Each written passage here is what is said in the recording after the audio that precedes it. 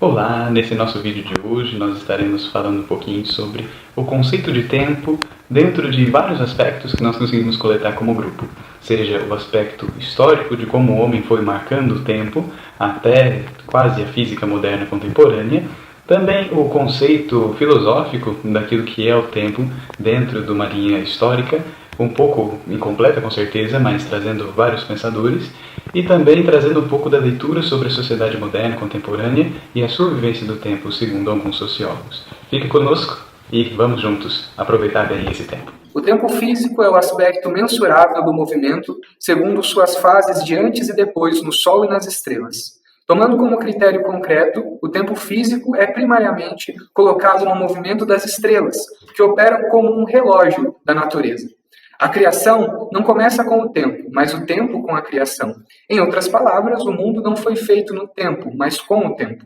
Diferente do tempo absoluto de Newton, que contém todos os processos físicos, para Agostinho, os objetos físicos contêm o tempo, em vez de serem contidos pelo tempo. O tempo é o aspecto mensurável do movimento, segundo o antes e o depois. Ele se caracteriza pela mutabilidade. Ele é concreto, pois nenhum intervalo de tempo existe todo de uma vez. O tempo, em sua totalidade, só é conhecido na mente. O tempo moral. O tempo moral, que é fundado na mutabilidade humana, significa particularmente as dificuldades e sofrimentos de todos os tipos. Os maiores adversários do ser humano são a morte e o pecado. Viver o tempo moral é ser destinado à morte e estar sujeito ao pecado, do primeiro ao último instante da vida. Apenas a morte é absoluta e inevitável. Contudo, o Deus absolutamente imortal, que como transcendente está infinitamente afastado da humanidade, não é simplesmente Deus em si mesmo, mas Deus para nós, revelado hipostaticamente no Cristo, que deu aos seres humanos temporalmente limitados uma vocação eterna e uma participação na imortalidade divina, em razão de seu sofrimento e de sua morte. O Cristo mediador permite aos seres humanos se elevarem acima do tempo moral, para serem libertados da morte. O Verbo eterno pelo qual o tempo foi feito entrou no tempo para reordená-lo, ao infundir a eternidade no tempo, e assim chamar os seres do tempo a uma vocação eterna. Amando o Verbo pelo qual o tempo foi feito, os seres do tempo são libertados do tempo e estabelecidos na eternidade. As conexões entre a eternidade e o tempo. Em certa medida, o caráter imutável da eternidade se reflete na regularidade dos ciclos temporais. Com efeito, as coisas que existem no tempo, que é um sinal ou marca da eternidade, são medidas definitivamente pela eternidade e remotamente em função de sua participação maior ou menor na eternidade. Além do mais, sempre em união com a graça, o Cristo mediador, preenchendo o abismo entre o eterno e o temporal, libertou a humanidade do tempo, não do tempo físico ou psicológico, que está ancorado nas estruturas mentais do ser humano, mas do tempo moral ou da temporalidade, que é o tempo não abstrato, mas unido às aflições da condição humana, particularmente a morte e o pecado. Em Jesus, cujo sacrifício da cruz põe fim à morte, cada pessoa é objetivamente elevada aos anos imutáveis da eternidade. A morte de Cristo, por amor, igualmente libertou o homem da enfermidade universal do pecado. Por ele, a temporalidade ruim é vencida, tornando o novo ser capaz de superar a multiplicidade e dispersão do tempo pela união comum no eterno. O tempo psicológico em Agostinho. Agostinho vai dividir essa reflexão sobre o tempo psicológico em 3 partes. O tempo real é o presente, o tempo é independente do movimento físico e tempo é uma distensão da alma. Na primeira parte, ele nos apresenta que o futuro, passado e presente existem na alma como por atos psíquicos.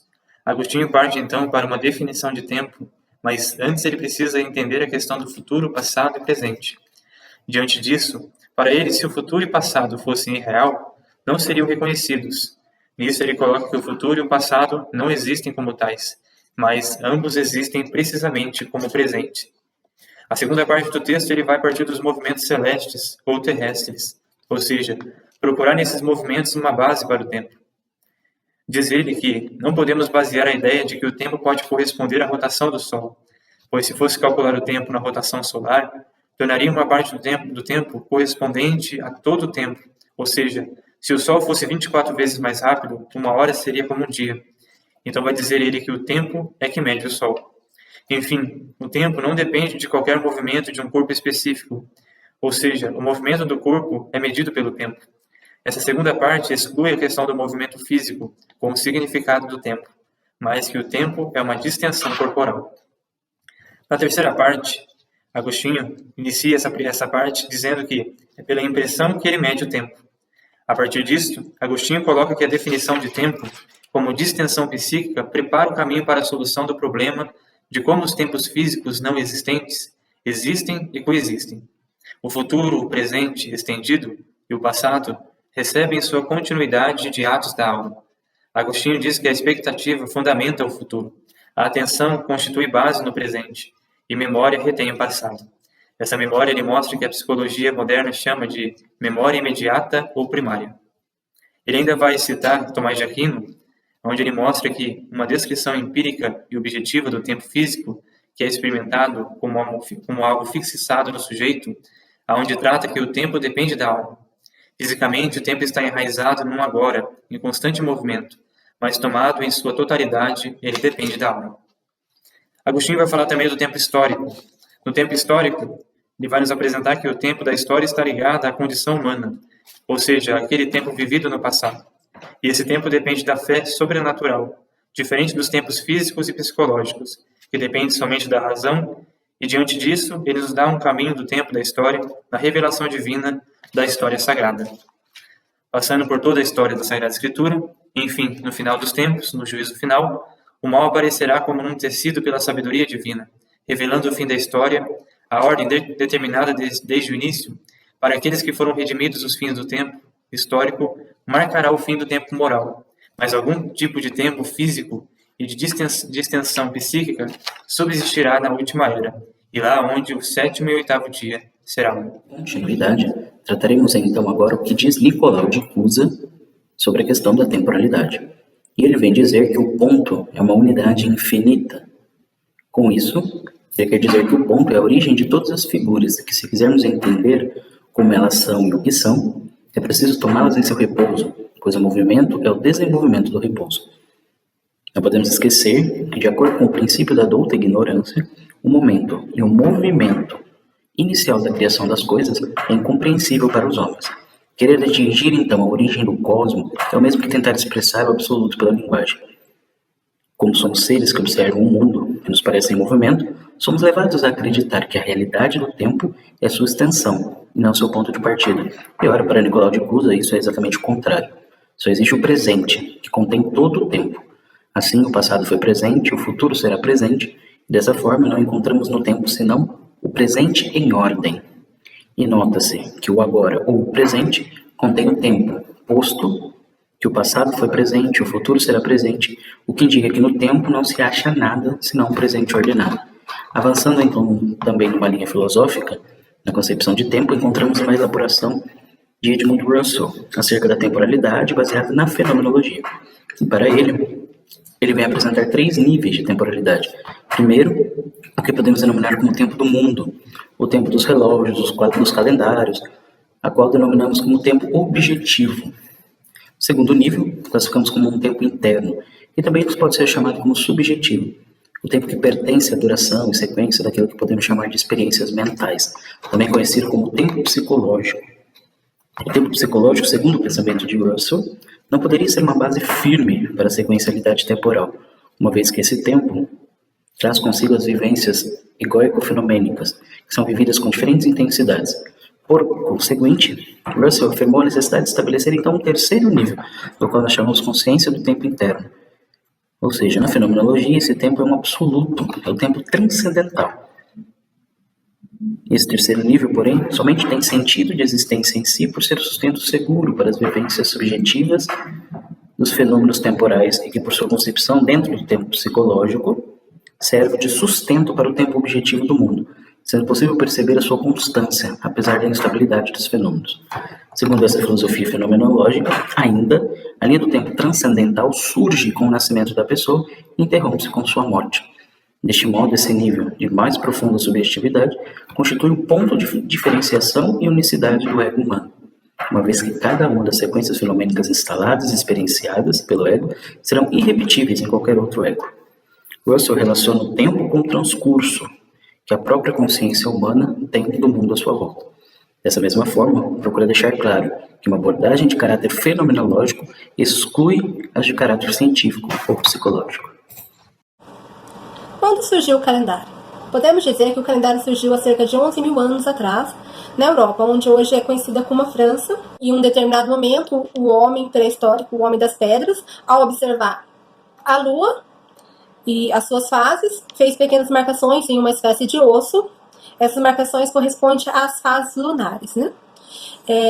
O calendário babilônico ele surgiu, né, numa tentativa de arredondamento, porque antes o calendário, a partir da primeira previsão dessas feitas no osso, o calendário correspondia a 354 dias, cerca de 29 dias e meio no mês. O babilônico, a partir dos povos suméricos, eles arredondaram para 360 dias o calendário no ano, além de dividir o dia em 24 horas do dia. Eles eram conhecidos como matemáticos e astrônomos. O calendário egípcio, ele era um calendário solar, né? E a princípio foi baseado no rio Nilo, a partir das observações no rio Nilo. Ele tinha uma espécie de uma tora afundada no rio e as marcas da enchente. Todo ano era sempre nas mesmas datas, correspondia tanto a enchente, então a enchente, a cheia, né, e a baixa d'água, correspondia à época de fazer o plantio, né, determinava a época do plantio, tanto a época do plantio quanto de cultuar, da religião. Então, a princípio surgiu do Rio Nilo. Esse calendário correspondia a 365 dias e um quarto, né, eles conseguiram arredondar. O calendário mesoamericano, ele teve uma grande evolução, é um dos calendários mais precisos, porque surgiu na época pelos maias. Os maias eles fizeram 3 calendários. O primeiro calendário tem uma espécie de 18 meses com 20 dias cada, e mais 5 dias para o dia do azar. Esse dia ele não podia plantar, nem cultuar, nada, porque esse dia não podia fazer nada, porque era o dia do azar. E junto com esse primeiro calendário, tinha um segundo calendário que correspondia a 260 dias, eles eram usados simultaneamente. Tinha os dias de cultuar, da religião, e os dias que eram as datas da batalha. Aí tem o terceiro calendário corresponde a um ciclo maior de anos, cerca de 5.000 anos, tanto é que o último ciclo grande desse calendário teve início em 2012. Aí nós temos o calendário também chinês. O calendário chinês, ele é um calendário solar e lunar, os dois juntos. A princípio, a primeira observação do calendário chinês era baseada numa estaca que era enterrada na terra, e a partir da sombra dessa estaca se fazia a previsão do tempo, né, quando o sol passava, né, na duração tanto da nascente do sol até o pôr do sol. A forma da projeção da sombra era o que determinava os dias. A contagem do tempo na história variou entre povos e épocas. Os primeiros povos fizeram seus calendários tendo como referência ciclos da natureza, crenças e costumes. A mensuração do tempo ao longo da história motivou a construção de calendários, relógios solares, medidores em diversas sociedades. Tempo é uma palavra plural que traz consigo múltiplos significados, compreendidos como sinônimo de passado, ciclos, duração, eras, fases, etc. O primeiro calendário romano foi criado por Rômulo, o fundador de Roma. Esse calendário romano era um calendário lunar, com 10 meses, começando no equinócio da primavera. Durante o reinado de Augusto, o historiador Marco Terêncio Varrão estabeleceu a data de 21 de abril de 753 a.C. como a fundação da cidade. Os romanos tomaram emprestado partes do seu calendário conhecido pelos gregos. O calendário inicial constituía de 10 meses e um ano com 304 dias. Os romanos parecem ter ignorado o restante de 61 dias que caía no meio do inverno. A fim de limpar essa bagunça, a reforma do calendário foi necessária. Em 45 a.C., Júlio César introduziu o calendário chamado Juliano. Medidas drásticas eram necessárias para compensar os muitos anos bissextos omitidos. Portanto, 46 a.C. tornou-se um ano com 15 meses, 445 dias. Naquele ano foi apropriadamente chamado de o último ano da confusão. O comprimento dos meses de 47 a.C. em diante eram os mesmos que o conhecemos hoje. O calendário romano fornece pano de fundo histórico para o calendário cristão. Em grande medida, a estrutura do calendário que usamos hoje é similar à estrutura do antigo calendário romano. Quando falamos da questão de tempo, certamente nos vem muito à cabeça esse tempo que corre e esse tempo que passa tão veloz. E de fato, essa mentalidade veio com e após a Revolução Industrial, ou as revoluções industriais. Nós podemos ver, segundo a leitura de Bossi e também de Bauman, e também de Lipovetsky, aliás, que a sociedade vem caminhando num ritmo demasiado acelerado. E nós não podemos confiar no nosso passado, porque o passado já não oferece respostas para nós nas nossas necessidades do presente por causa das suas mudanças. Tampouco nós conseguimos confiar naquilo que o presente nos oferece, justamente por causa dessas mudanças que tornam nossa vida muito instável. E por fim, nós não conseguimos também ter perspectivas para o futuro, já que esse futuro se manifesta de uma maneira muito instável, uma vez que não se tem um presente. Então o ser humano não consegue viver nenhuma das 3 dimensões temporais da sua pessoa e tampouco consegue, de fato, crescer como ser humano dentro dessa faculdade. Todavia, isso, claro, uma estrutura social que não é fechada. Temos várias personalidades do mundo que conseguiram viver bem. Mas, de maneira geral, a estrutura social nos oferece esse parâmetro para que vivamos na nossa sociedade contemporânea. Muito bem, diante de todas essas exposições que já fizemos acerca do tempo, chegamos a uma reflexão ulterior que nos é proporcionada pelo filósofo e sacerdote jesuíta canadense Bernard Lonergan. Ele diz que em todas as experiências que nós fazemos de objetos dentro do contínuo, isso é, o espaço-tempo, o objeto em seu movimento tem uma duração e uma extensão, ao passo que a experiência, o ato de observar esse objeto tem somente uma duração, porque um ato não pode ser medido no espaço. Isso nos faz lembrar muito de Kant, para quem o tempo e o espaço são sensibilidades transcendentais a priori do ser humano, em que o espaço corresponde a todos os fenômenos externos, ao passo que o tempo diz também respeito aos fenômenos internos da nossa intelecção. Para Lonergan, isso não é o caso. Tempo e espaço não são a priori da intelecção humana, mas são noções concretas da totalidade ordenada das durações e das extensões que estão aí, no contínuo fora de nós, ordenadas em 3 níveis: pessoal, público e especial. No nível pessoal, é como eu me relaciono com o tempo e com o espaço. No nível público, nós vemos as referências sociais, como mapas e relógios. E no nível especial, nós temos aquilo que nos é próprio para a cosmologia, o sistema quadridimensional de coordenadas: largura, altura, comprimento e o tempo. Abstraindo então dos objetos concretos que estão dentro do contínuo, o intelecto, por meio dos atos de intelecção, que o Lonergan chama de insight, consegue apreender uma inteligibilidade por trás de tudo isso. Não dizendo um panenteísmo, nem dizendo que haja uma inteligência que governe o tempo e o espaço, mas que eles apresentam um fator de racionalidade e de explicação. Tudo isso se relaciona com a física contemporânea da relatividade de Einstein, para quem não mais a simultaneidade da nossa observação garante que o tempo é o mesmo em todos os lugares, mas a velocidade da luz no vácuo, um fator que unifica por ser constante tempo, espaço, matéria e energia.